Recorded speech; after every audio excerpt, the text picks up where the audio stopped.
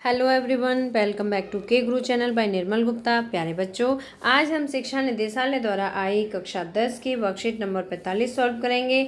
सबसे पहले मैं आपको एंट्रीज बता देती हूँ। आपको अपना नाम लिखना है, अपने कक्षा अध्यापक का नाम लिखना है और आपको डेट लिखनी है 17 अक्टूबर 2020। तो बच्चों, मुझे उम्मीद है कि सभी एंट्रीज करना तो आपको आता ही होगा। हमारा विषय है आज का सामाजिक विज्ञान, और सामाजिक विज्ञान में हम राजनीति विज्ञान का टॉपिक पढ़ेंगे, राजनीतिक दल। तो सबसे पहले मैं आपको यह बता दूं कि आज की वर्कशीट में हम राजनीतिक दल, उनके समक्ष चुनौतियां और चुनौतियों को हम कैसे सुधार सकते हैं, तो कुछ सुधारों या सुझावों के बारे में भी पढ़ेंगे। तो सबसे पहले मैं आपको बताती हूँ कि राजनीतिक दल क्या होता है। बच्चों, राजनीतिक दल लोगों का एक ऐसा संगठित समूह या गुट होता है जिसके सभी सदस्य एक साझी विचारधारा में विश्वास रखते हैं, या उनका जो दृष्टिकोण होता है वो राजनीतिक दृष्टिकोण होता है। और बच्चों, कुछ राजनीतिक दलों के नाम तो आप जानते ही होंगे, जैसे BJP, Congress, NCP, CPM, BSP, SP, है ना। ये सभी क्या हैं? ये सभी राजनीतिक दल हैं। और बच्चों, ये जो राजनीतिक दल होते हैं, आपको इनके बारे में और भी डिटेल में पता होगा कि ये अपने उम्मीदवारों को चुनाव में उतारते हैं, है ना। और फिर जो चुनाव में उतरने के बाद फिर कोशिश करते हैं कि ये हमारा उम्मीदवार जीत जाए, वो निर्वाचित हो जाए, और निर्वाचित होने के बाद फिर जो राजनीतिक दल होते हैं वो नियम और कानून बनाते हैं। ठीक है बच्चों, तो मुझे उम्मीद है कि आपको राजनीतिक दल के बारे में अच्छी तरह से जानकारी हो गई होगी।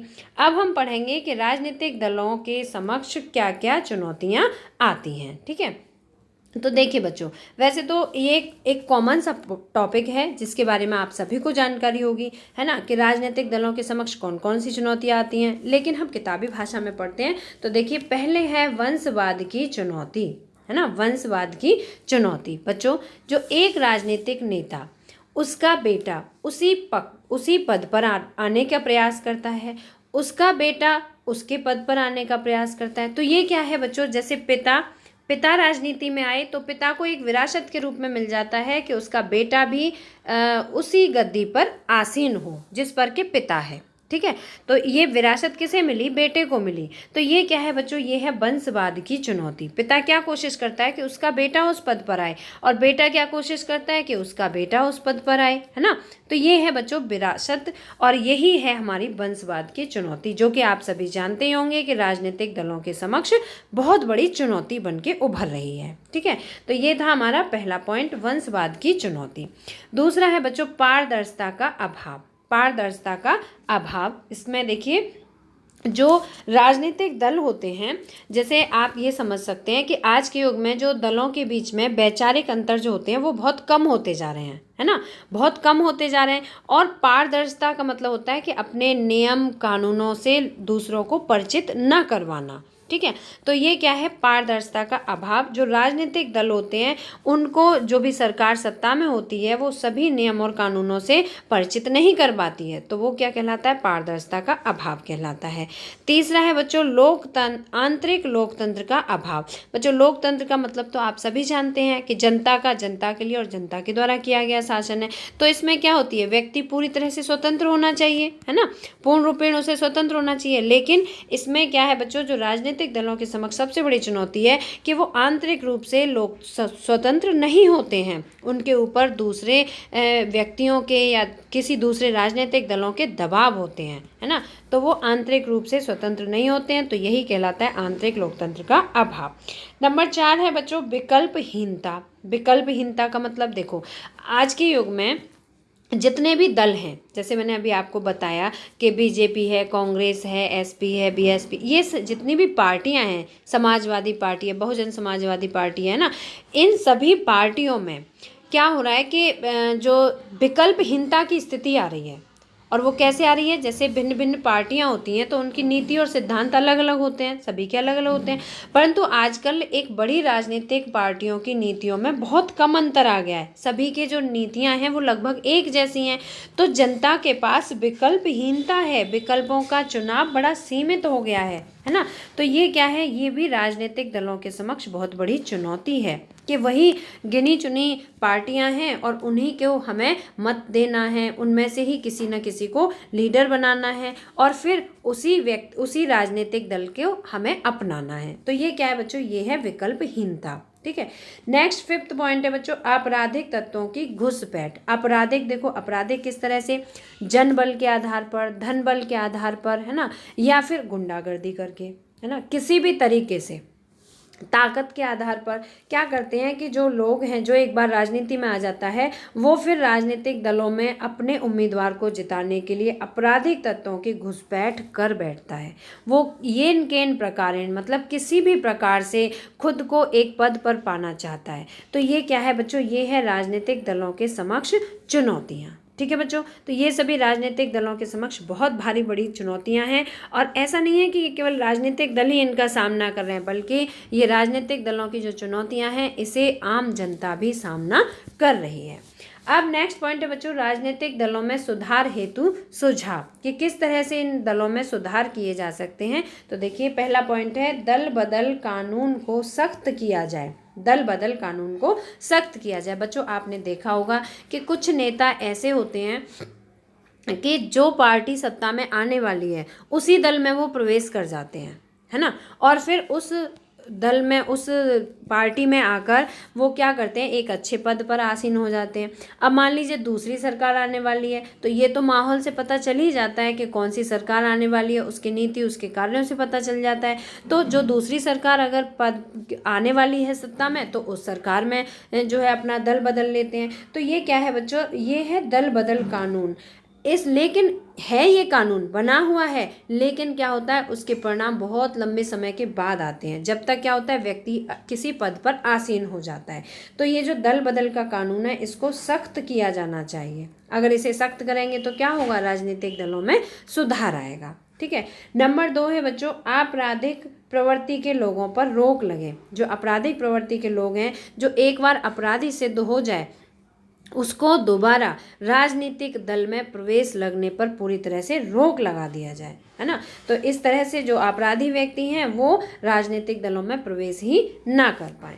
तीसरा पॉइंट है बच्चों राजनीतिक दलों में समय समय पर सांगठनिक चुनाव हों, है ना, उनमें भी अपने संगठन होने चाहिए और संगठनों के आधार पर उनमें भी चुनाव होने चाहिए, जिससे कि उन्हें भी अच्छे नेता मिल सकें, प्रभावशाली नेता जिनका अच्छा व्यक्तित्व हो, जिनमें ईमानदारी हो, कर्तव्य निष्ठा हो, ऐसे नेता उनको मिल सकें। नंबर 4 है बच्चों राजनीतिक दलों के आंतरिक कामकाज को पारदर्शी बनाया जाए। पारदर्शी मीन्स जनता के साथ या सभी राजनीतिक दलों के साथ उन नीति और कानूनों को शेयर किया जाए। ठीक है।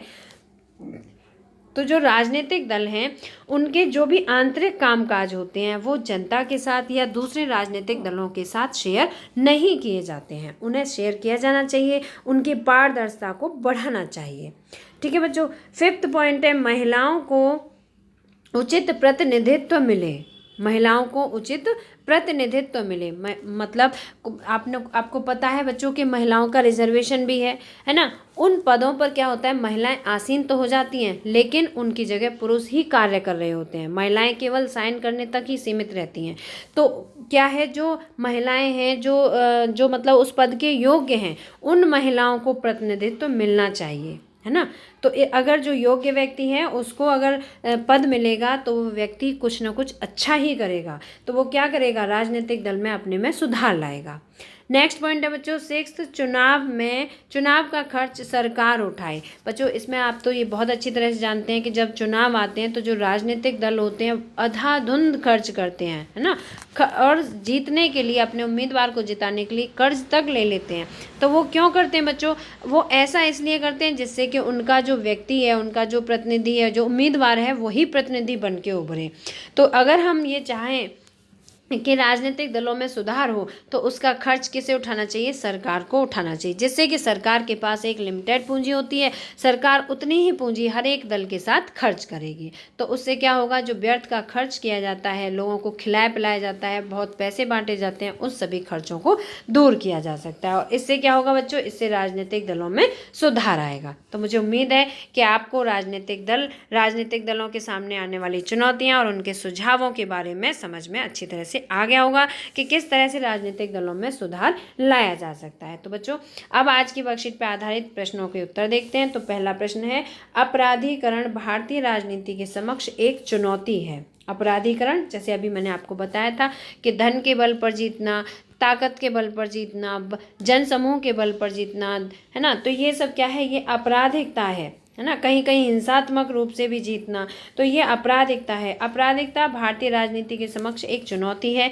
क्या आप इस कथन से सहमत हैं? अपने उत्तर के पक्ष में तर्क दीजिए। तो बच्चों हाँ, हम इस कथन से पूरी तरह से सहमत हैं। तो पहले प्रश्न का आंसर है बच्चों, यह कथन बिल्कुल सत्य है कि अपराधीकरण राजनीति के समक्ष एक चुनौती है, क्योंकि आपराधिक तत्व राजनीति में बढ़ते जा रहे हैं, है ना, दिन पर दिन बहुत अधिक बढ़ते जा रहे हैं।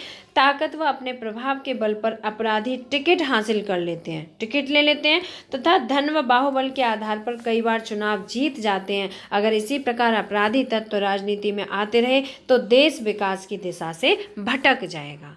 ठीक है बच्चों, तो ये हुआ आपके पहले प्रश्न का आंसर। प्रश्न नंबर 2 है, भारतीय राजनीतिक दलों के समक्ष प्रमुख चुनौतियां कौन कौन सी हैं?